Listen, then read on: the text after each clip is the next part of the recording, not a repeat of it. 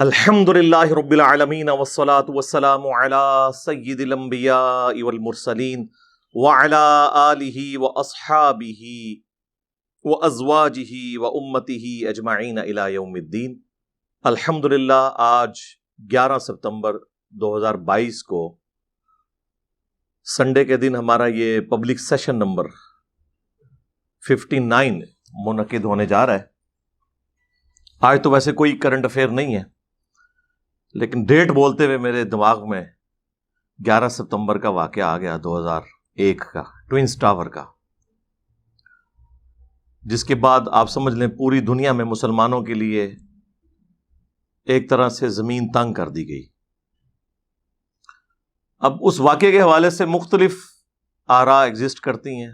بعض لوگ اسے انسائیڈ جاب کہتے ہیں، بعض لوگ جو ہیں وہ اسے بہت بڑا کارنامہ قرار دیتے ہیں۔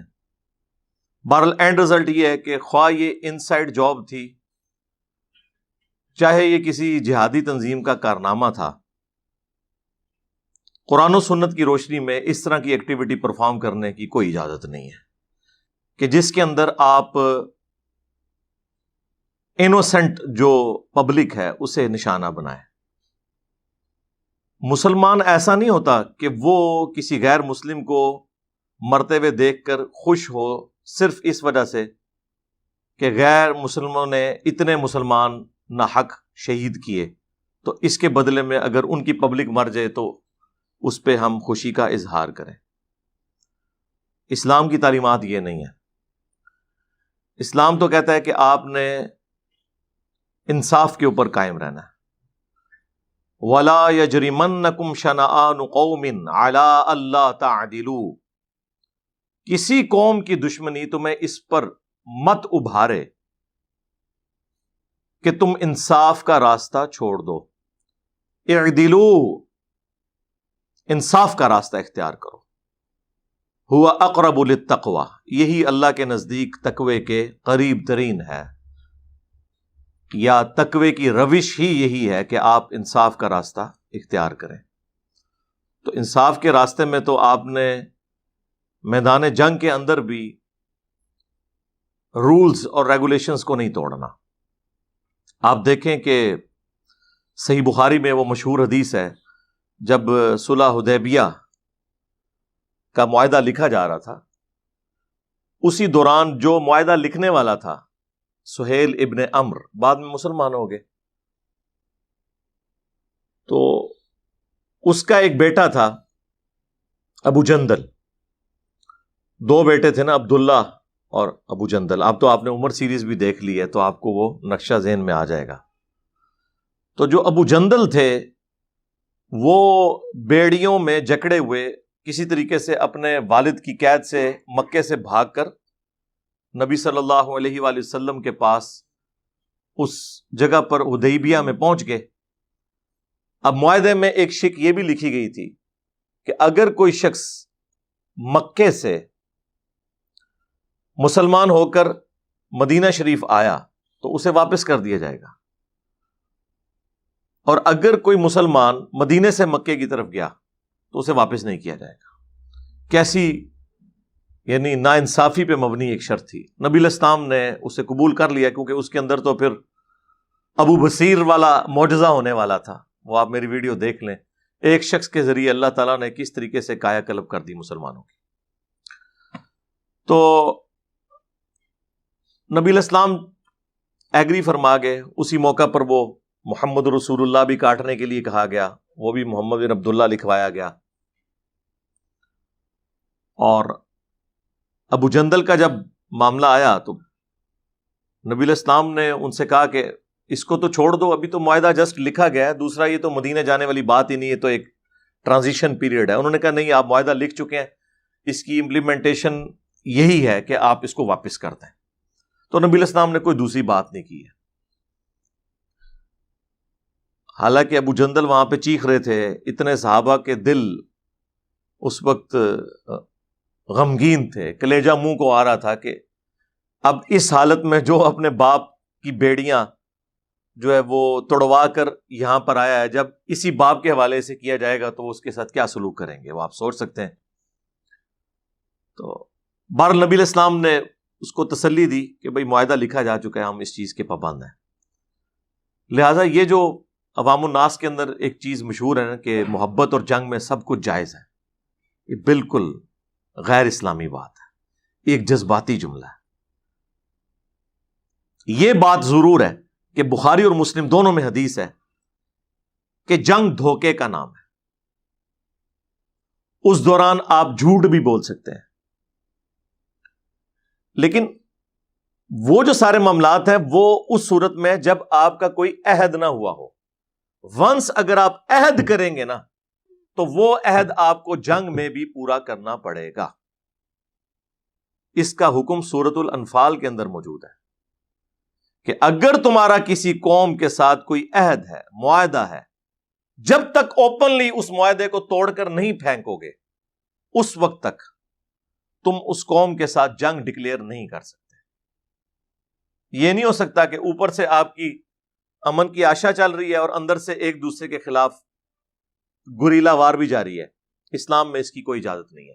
یہی وجہ ہے کہ 1948 میں جب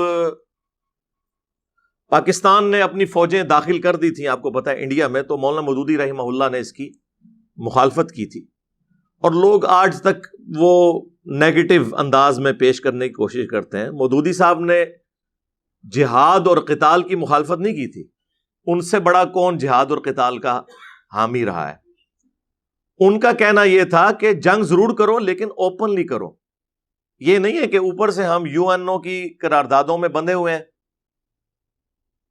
اور اندر خانے ہم ایک دوسرے کے خلاف جنگ چھیڑ لیں. جنگ کرنی ہے تو اوپنلی کرو، جس طرح بعد میں ہوئی 65 میں یا 71 کے اندر.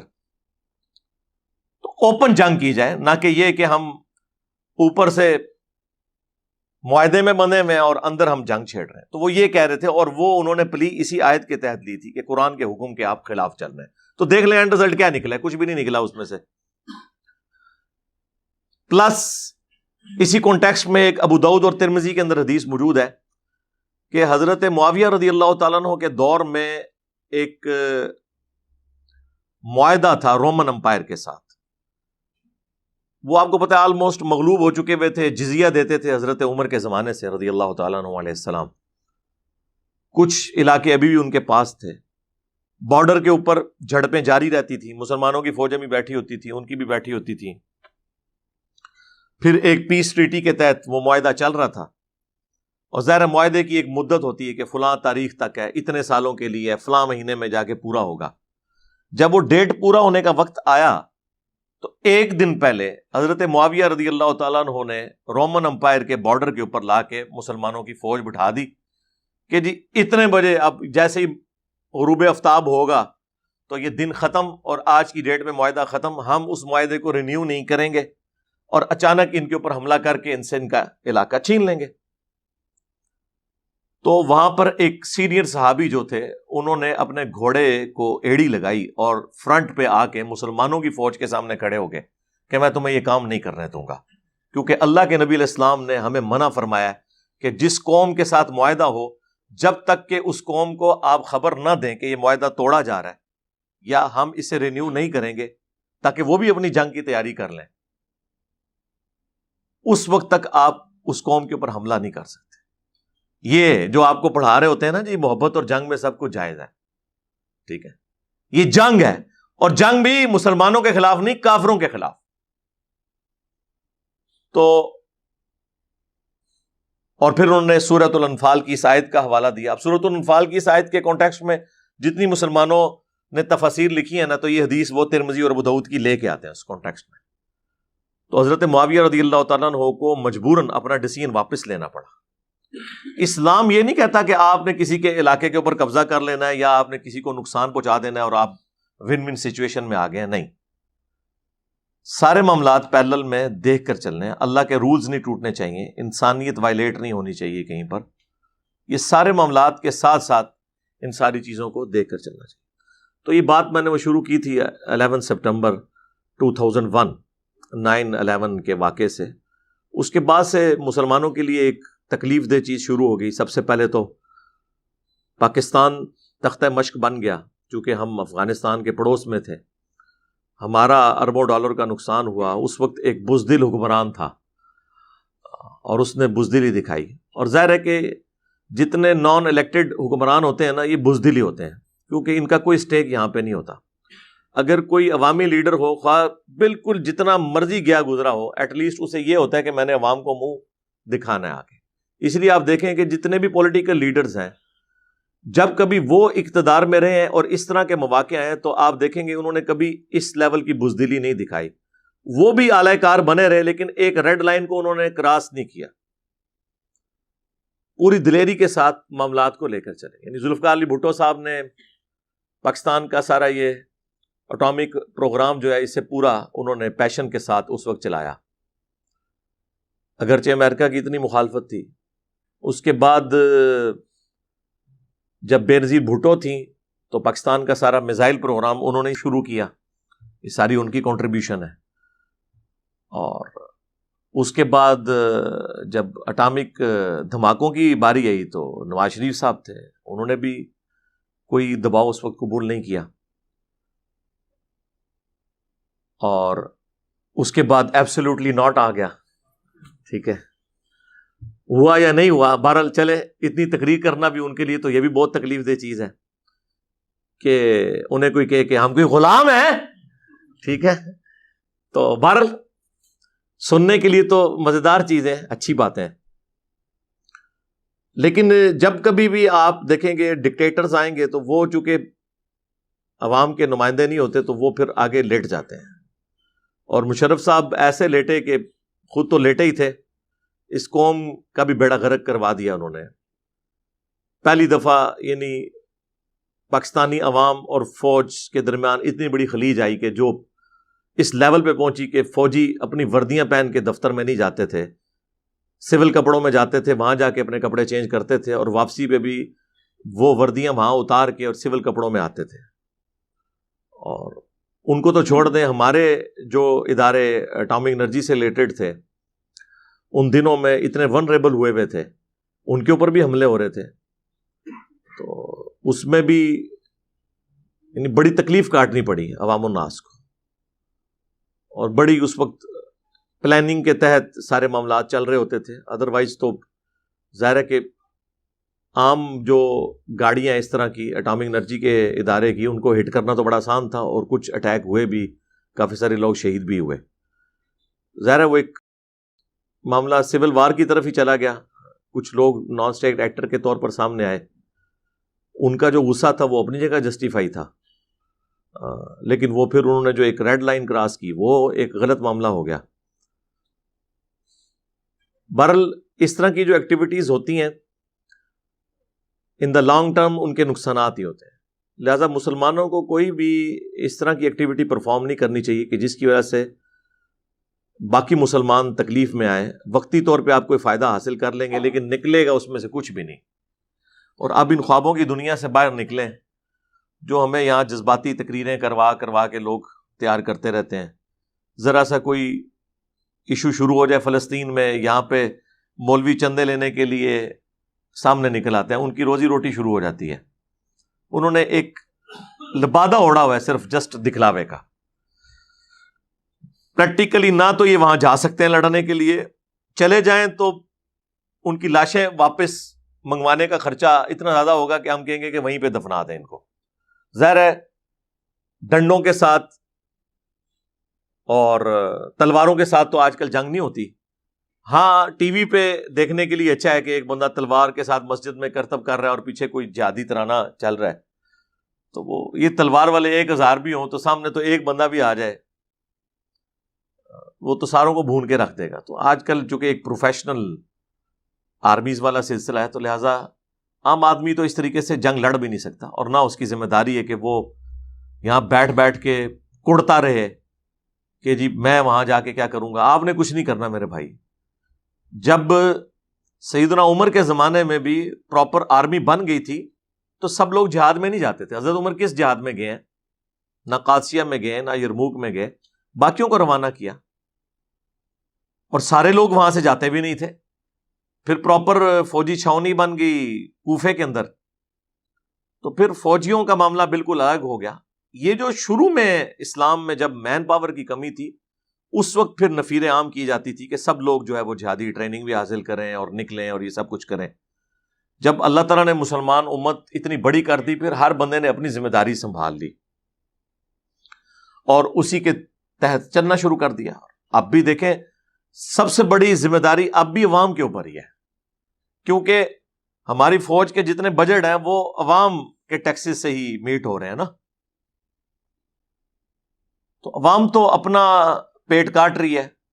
پٹرول کی قیمت یہ ڈبل کر دیں، عوام پھر بھی چیخو پکار کرنے کے بعد پٹرول ڈلوا ہی رہی ہے. ہونا تو چاہیے ڈلوانا چھوڑ دیں، سائیکلوں پہ آ جائیں، صحت بھی ٹھیک رہے گی اور خرچے بھی کم ہو. لیکن اس قوم کو کون عقل دے یہ والی؟ یہ تو یعنی گھر سے واکنگ ڈسٹنس پہ بھی نکلتے ہیں نا کوئی چیز لینے کے لیے تو گاڑی میں نکلتے ہیں، اور اس میں بھی وہ 5 منٹ کے لیے بھی اے سی آن کر لیتے ہیں اور پھر کہتے ہیں جی کہ بیماریاں آتی ہیں. جب آپ نے اپنا لیونگ سٹینڈرڈ ہی ایسا کر لیا ہے تو تھوڑے سے بھی جراثیم کہیں سے آئیں گے تو وہ آپ سافٹ ٹارگٹ ہے. آپ نے اپنا لیونگ سٹائل ہی اتنا نازک کر لیا ہوا ہے تو پھر یہی کچھ ہوگا. تو عوام الناس تو جی ٹیکس دے رہی ہے. پھر پرائم منسٹر کی ذمہ داری ہے، اس کے بعد سب سے بڑی تو پوسٹ پرائم منسٹر کی ہے. اس کے بعد پھر اس کے ماتحت جتنے ادارے ہیں ان کی ذمہ داری ہے. ایک عام پاکستانی کی ہے، مسلمان کی کوئی ذمہ داری نہیں ہے کہ وہ یہ کہ جی فلاں جگہ یہ ہو گیا تو میں نے وہاں پہنچ جانا ہے. آپ پہنچ کے کیا کریں گے؟ نکالنا کیا ہے اس میں سے؟ اگے بھی ٹورو نا، کیا کٹو گے؟ پہنچ گئے. پھر پہلی تو بات ہے پہنچ ہی نہیں سکتے آپ. آج کل اس طرح ہے کہ آپ نے گھوڑے کو ایڑی لگائی ہے اور آپ چلنا شروع کر دیں. آپ تو اپنے ملک کے اندر ایک صوبے سے دوسرے صوبے کا بارڈر نہیں کراس کر سکتے. ملک کا بارڈر کراس کرنا تو بڑی دور کی بات ہے. پھر راستے میں کتنی چیزیں جڑی ہوئی ہیں. تو خوابوں کی دنیا سے باہر نکلیں. اور میں پھر وہ ایک تلخ بات کرتا ہوں جو بڑی بری لگتی ہے لوگوں کو، کہ جو آپ کو مثالیں دیتے ہیں نا کہ مسلمان تعداد میں تھوڑے تھے، کافر زیادہ تھے، اللہ نے غلبہ دیا. بالکل دیا، لیکن رکو ذرا، صبر کرو. کیا یہ ہوتا تھا کہ یہاں سے خالد ابن ولید جب نکلتے تھے تلوار لے کر تو سامنے سے جو رومن جنرل تھا وہ کلاشنکوف لے کے آتا تھا؟ اگر وہ کلاشنکوف لے کے آتا تو خالد ابن ولید کیا پوری فوج بھی لے کے وہ آ جاتے تلواروں کے ساتھ، تو اس نے تو نزدیک بھی نہیں لگنے دینا تھا، سب کو شہید کر دینا تھا. ایسا ہی تھا نا. تو یہ مثالیں بالکل غلط دیتے ہیں. یہ یہاں سے بھی ایک تلوار ہوتی تھی، دوسری طرف سے بھی ایک تلوار ہوتی تھی. تلوار کا مقابلہ تلوار سے ہوتا تھا. آج بالکل جنگ کا موڈ چینج ہو چکا ہے. آپ ٹینک بھی لے کر آ جائیں، ایک F-16 کافی ہے سارے ٹینکوں کو ختم کرنے کے لیے. وہ زمین پر اترے بغیر اپنی ایئر فورس کے ذریعے وہ آپ کو تباہ کر دیں گے، کارپیٹ بمنگ کر دیں گے. تو اب وہ والی مثالیں دینا تو بالکل ایک جاہلانہ اپروچ ہے نا، ایک جذباتی اپروچ ہے نا کہ جی اتنے 100 کے لشکر نے اتنے 1000 کا لشکر بھگا دیا. وہ اس لیے کہ اس وقت رومنز کے پاس ایئر فورس نہیں تھی، ان کے پاس جدید اسلحہ آج کے دور کا نہیں تھا. دونوں طرف کا اسلحہ برابر تھا، چند ایک چیزوں کا فرق تھا، لیکن وہ دو بدو لڑائی میں وہ اہمیت نہیں رکھتی. مثلا منجنیق، ٹھیک ہے مسلمانوں کے پاس وہ نہیں تھی، لیکن مسلمانوں نے پھر وہ منجنیقیں لی ہیں، بنوائی ہیں. جب دمشق کے اوپر حملہ کرنا تھا ابو عبیدہ ابن جرح نے، تو اس وقت جو وہاں کے عرب کرسچنز تھے ان کی مدد سے منجنیق لی، ادروائز تو وہ قلعے کی دیواروں کو نہیں توڑ سکتے تھے. تو جدید اسلحہ لے کر ہی سب کچھ کیا، وہ برابر کا ہی اسلحہ ہوتا تھا.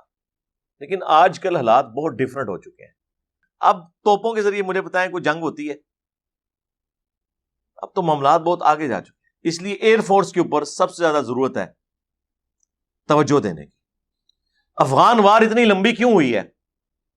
صرف اس وجہ سے کہ امریکہ کے پاس ایئر فورس تھی.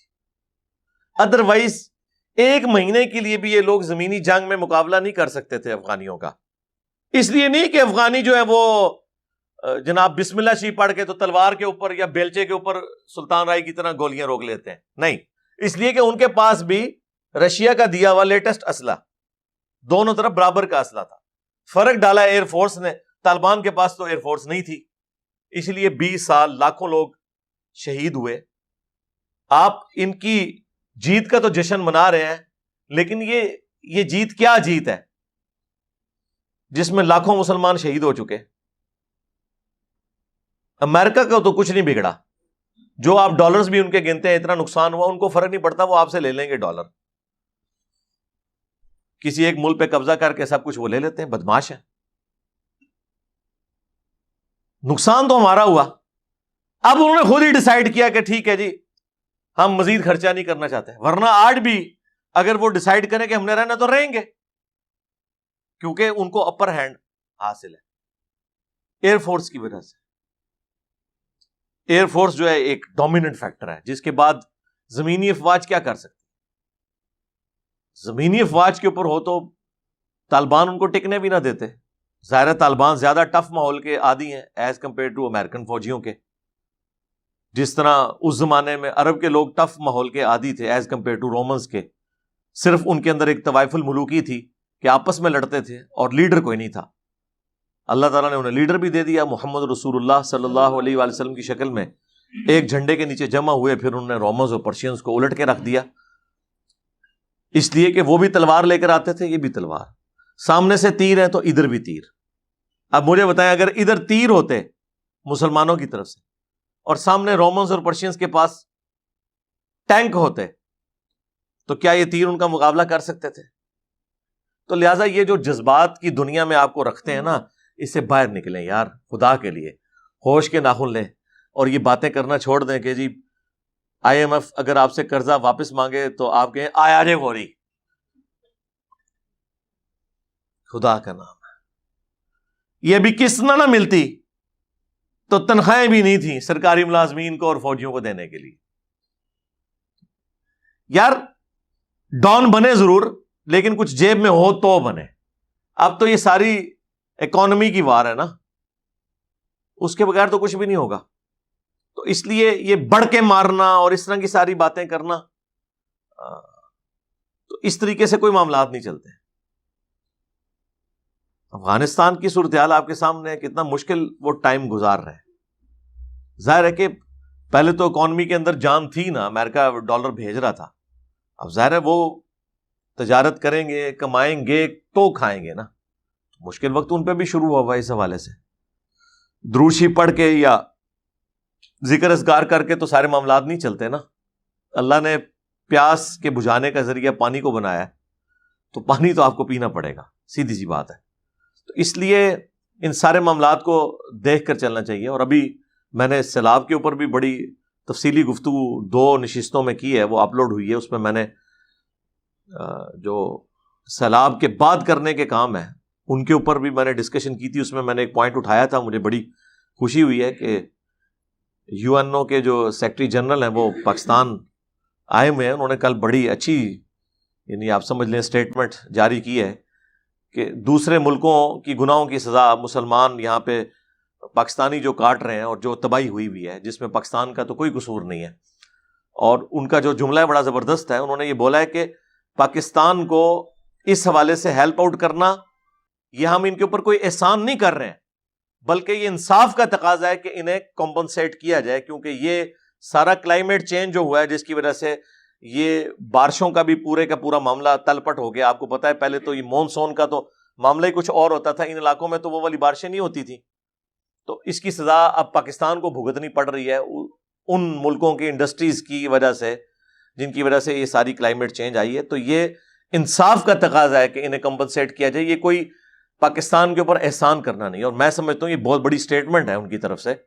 اب اللہ کرے کہ جو صدقہ اور خیرات یا چندہ ملتا ہے وہ ہمارے حکمران, ہمارے ریاستی ادارے جو ہے وہ پازیٹیولی یوز کریں. یہ نہ ہو کہ جو انہوں نے اپنے سارے پرانے جو ذخیرے جوڑ کے رکھے ہوئے ہیں وہ نکال کے غریب عوام کو دینا شروع کرے, اور نئے جو ہیں وہ اپنی تجوریوں میں بھرنا شروع کر دیں.